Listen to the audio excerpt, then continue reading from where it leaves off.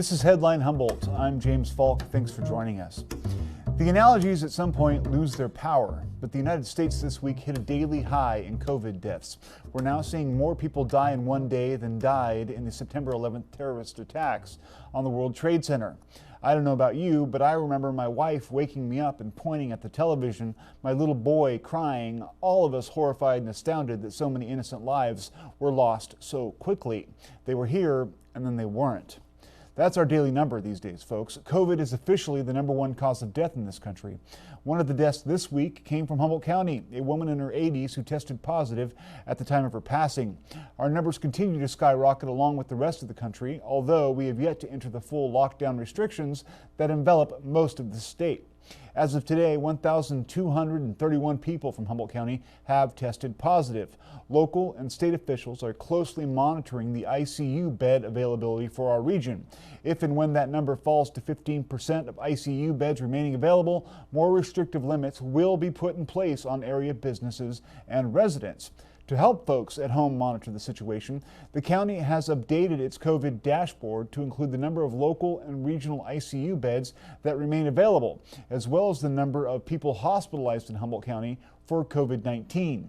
It gives us all a chance to watch the numbers ebb and flow, and it's hoped when the time comes that we will be as prepared as possible. We can see the train coming, we just can't stop it. Locally, our case total has been partially fueled by the outbreak at Granada Care Home, where as of this week, 54 residents and 16 staff members have tested positive.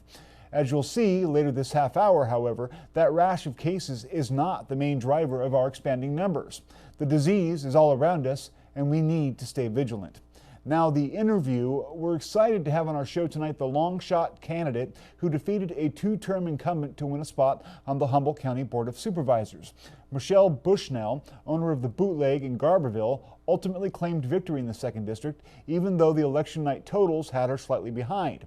She didn't let that early news discourage her, she told us in an interview earlier today. So at the close of the polls, I believe I was down around 360 votes or somewhere around there. And for myself, I was happy at that result that I was that close. I did, being the first time running, I called the election office the next day to see what it entailed of going forward and how the numbers would report, how many ballots were still outstanding, that type of thing, so I could understand a little bit more. Mm-hmm. And I didn't have a sense of whether I would pull ahead or not. I was optimistic and knew that I had to be patient. It was, a thought on my mind probably every day for 30 days. Which is a lot to think about sometimes, but I have a couple businesses I run, so I just try to focus on my day-to-day and what was in front of me. I'm also president of the school board in Southern Humboldt and president of the chamber, so I had those obligations that kept me busy along with my business and my normal family life. So I just tried to be patient and just wait for the results and see where it was going to go. What exactly did they tell you when you called the elections office? Were they like, hold up, don't give up yet, there's a chance, that kind of thing? No, they never said that. They just said that there were significant amount of ballots out and they couldn't give me an answer either way. I didn't try to pin them down. I don't think that's fair. They said, I did ask how many outstanding ballots were out, and they said instead of counting those, they were choosing to spend their time just counting ballots, and that they would update every Friday, by 5 o'clock every Friday. And I had signed up for the online updates, so I would get a text message when the updates come out, so that I could access them. So I just really concentrated on being positive and just, doing my day-to-day life. So, obviously you mentioned that you're a business person. You're the president of the school board. You're also president of the chamber board. Is that right? Correct. What made you decide to run in the first place? Obviously, you're coming from a position of influence. Why get into the race? In my community and surrounding communities, I heard a lot of dissatisfaction, and I thought of, in the primaries, there were 5 of us running for the 2nd district, and with that many people running, it kind of says a statement. And I thought that I could be a voice of reason if I became a supervisor and possibly help, bring a different perspective to the board and a different perspective to the second district. I'm a really common sense based person. I have businesses. I manage money well. It's just a different perspective than what the current supervisor has. I'm not going to say better. I'm not going to say worse, just different. Yeah. As the owner of a small business, we were talking before that obviously COVID has been at the center of the county's, world, the universe, just like everybody else. Can you talk a little bit about how COVID has affected you personally and what you think of the county's response thus far? COVID personally for me, business-wise, has been a roller coaster since it's been 10 months. And with my business being closed for about 30 days, I could say it pretty nearly bankrupted me. I made a decision to open. I do have some essential items as far as boots and workwear for essential contractors, but it's definitely not been my best year financially for my business, and I'm just trying to be very aware of my buying and my spending for my business and trying to get through it just like everyone else and be safe. I want to be safe for the community and my staff. And when COVID first came out, it was very, very, very scary, and I reacted the same as many.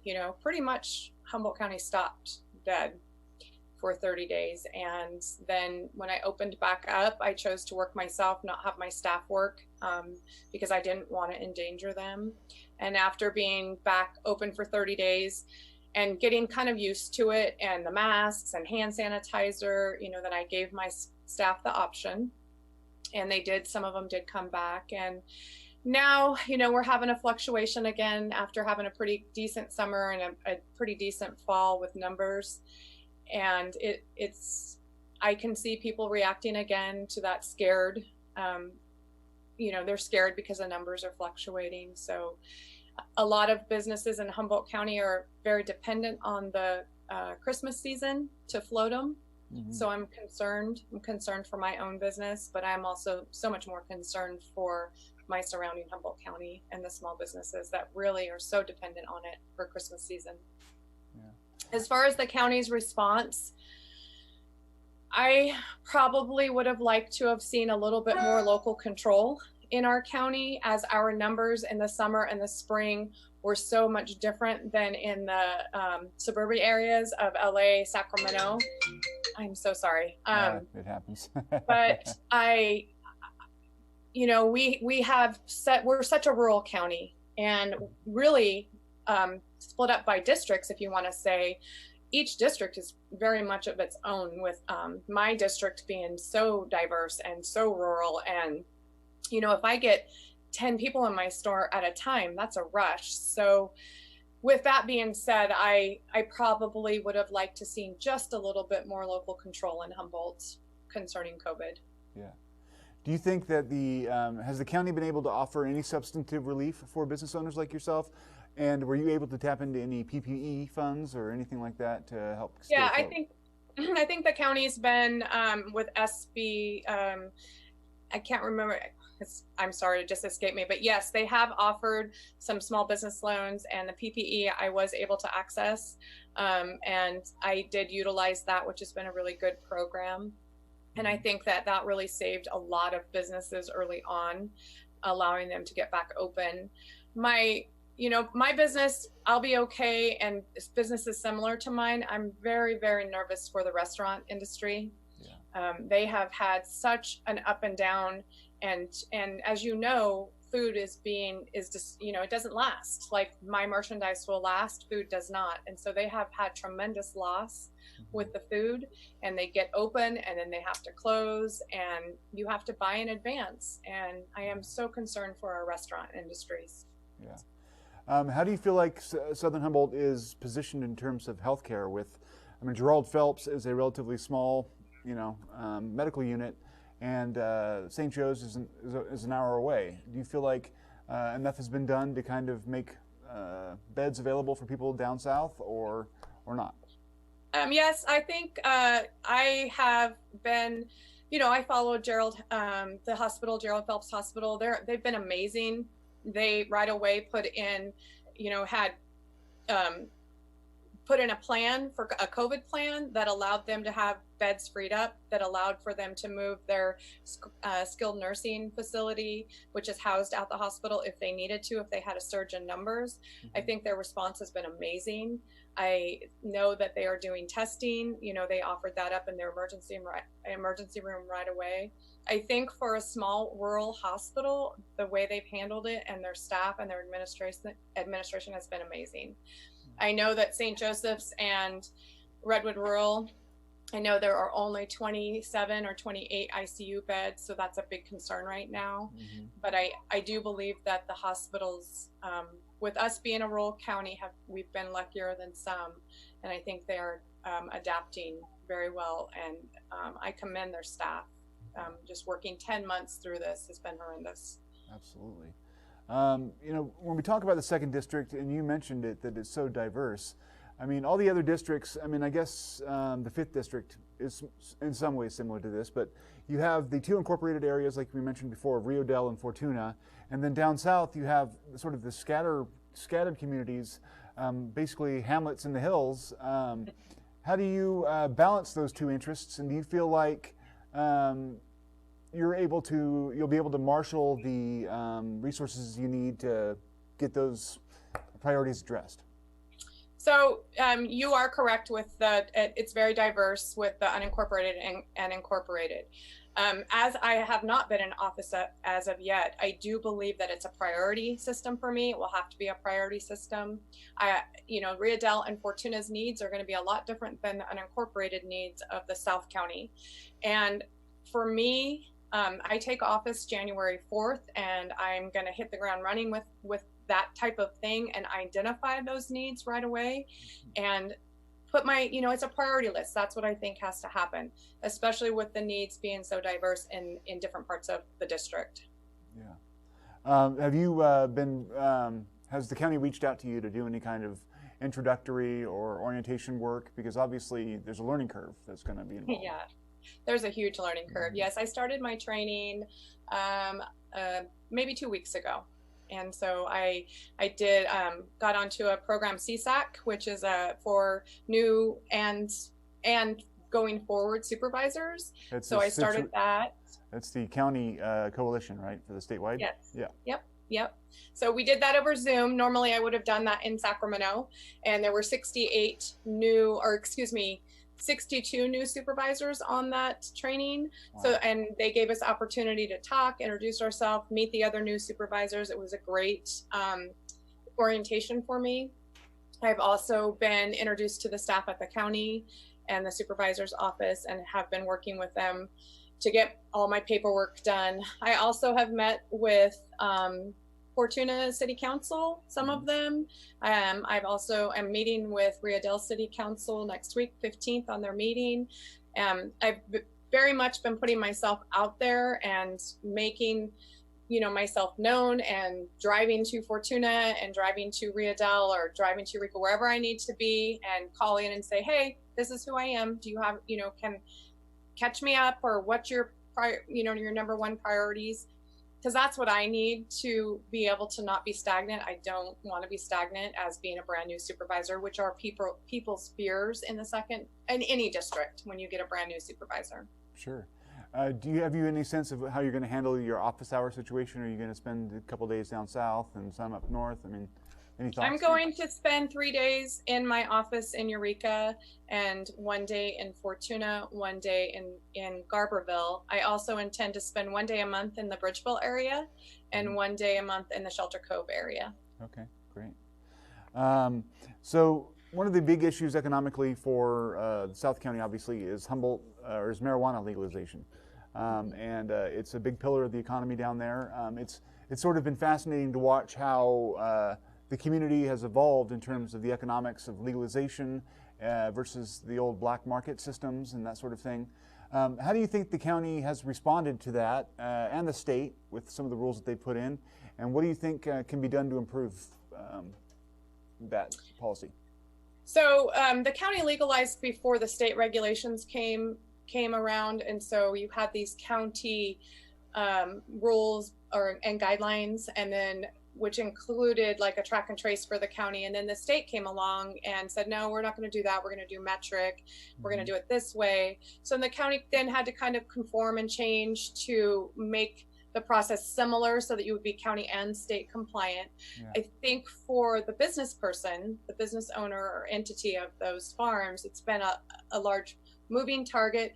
Maybe not the fault of the county, but difficult in the same realm for the farmer. Yeah. And expensive. My hopes would be greater communication. I do hear some complaints about how long it takes through the process and how expensive it can be. I'm not sure what can be alleviated for the expense, but I think the time frame can be sped up some. Yeah. Also, I think that I know that we need to pay attention to the more smaller farmers and get them something that works for them economically, and recognize that they're the hub of our communities, of all communities, are the smaller people, and that's super important to me. Yeah. One thing that's really hard for me right now is I'm in this transitional period where I can't know anything because I'm not sworn in. Sure. And I can only know what I'm told from constituents. So for me to have a disposition of what the county is saying and doing without that knowledge, I don't really want to speak as of yet until I am well informed. Yeah, absolutely. No, I appreciate that. Actually, one of the other issues arising out of COVID, of course, is the budget constraints. The state has had a lot of money that's been thrown out the door to try and fight COVID. That's trickled down. It may well be in the future that there may be some pretty drastic cuts required of county government. Do you have any sense at all? Obviously, still you're on the outside looking in, but are there areas that you'd identify as priorities to keep the funding levels current, and or areas that you would think might be open for reductions? Once again, not being there, it's hard for me to know. I do know that anything based on sales tax, such as Measure Z funds and that type of thing, are going to be, for third quarter, I imagine they'll be drastically decreased in the future. So I'm looking forward to learning that stuff and meeting with the budget officials and getting a sense of what is priority. I mean, as just a constituent of the second district, I would say that county roads are important to people, just the normal stuff, but where you could cut that, I don't know, because we already seem to kind of be on a bare bones budget on those types of things. Yeah. So I am excited to I don't know if I'm excited, but I am very eager to get in there and to get the information and to prioritize what I think would be important to my second district. Yeah. Last question for you. I think the process of electioneering is fascinating, both for just having to get out and meet people and ask for their votes, and I think all that's probably a humbling experience, which is a healthy exercise for someone who's going to come into power. What do you think that you learned from your constituents during the campaign, and what do you appreciate now about the elections process that maybe you didn't before? What I appreciate about the election process is, wow, what a job. Anybody that thinks campaigning is easy, don't ever think that. I'm a strong person, and it was a lot because I was in a primary and got into a runoff. It was a 10-month span, so it was a long time. And with COVID and then fires came to my area, it just was a lot.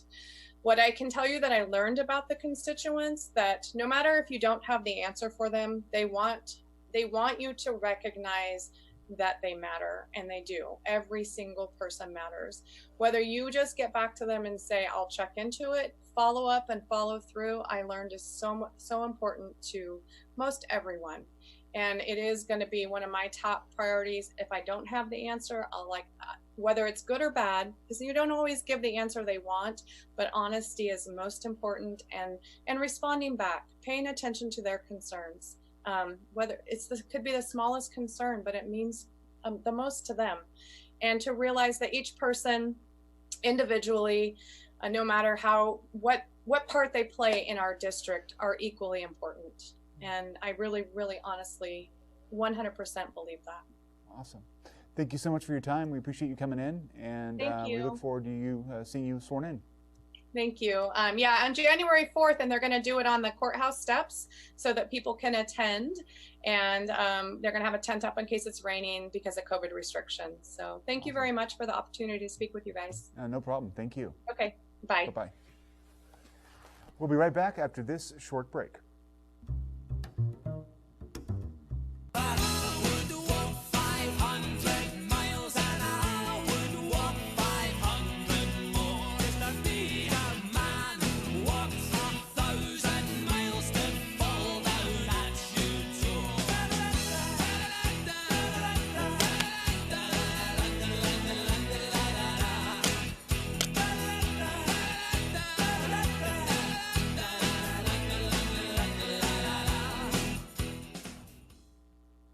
Deputy Health Officer Josh Ennis this week lauded the workers at Granada Care Home. They continue to come into work and do their jobs even though they're all keenly aware that COVID is in the building, he said. While the COVID numbers there are high and could rise even higher, they are not the main engine of our current outbreak. As we started testing the entire facility, as you have noticed, the numbers have increased quite rapidly. And in analyzing the numbers and doing our investigations, I think a fair conclusion at this point is that we were somewhat late in detecting cases within that facility. The strategy around testing is not, it's foolproof, and that is demonstrated clearly here. And I want you to know that Granada has been working with us hand in hand, and they've been doing really everything that we've asked for. They have a really challenging job right now, and these people are doing everything they can, and they're knowingly stepping into a facility that has a lot of COVID-19.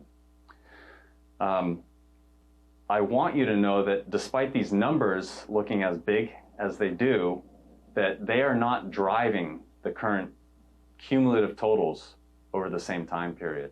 Something like 70% or so of all these cases are still outside the facility. And so it'd be really misleading for anyone to conclude that what's happening in this facility is driving all of our numbers here. So I'd like to remind you that these are people we're talking about. They have loved ones in the community, and we can really tie our everyday actions of every single person to what's happening in this nursing facility.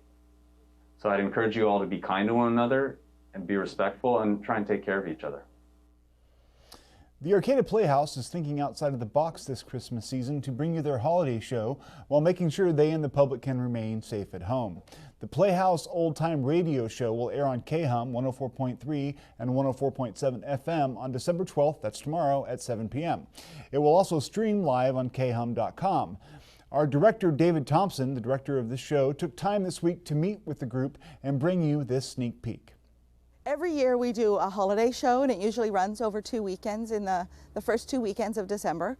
The last couple of years it's been an English panto and very crazy and lots of fun and audience participation and the choirs in it, and we usually have 30 people on stage at one point. But with COVID we had to find new ways to do it, so we decided to do a radio show. It's called the Playhouse Old Time Radio Show, and it's written by Tyler Olson and the ensemble of actors and performers. We started writing it, and then Tyler came in and kind of sewed it all up for us. The Tim Randalls Trio, we're calling it, because it's Tim Randalls, and Tim Randalls has done some great music in it. He's an awesome musician, he can play everything. So he did some great tracks in it.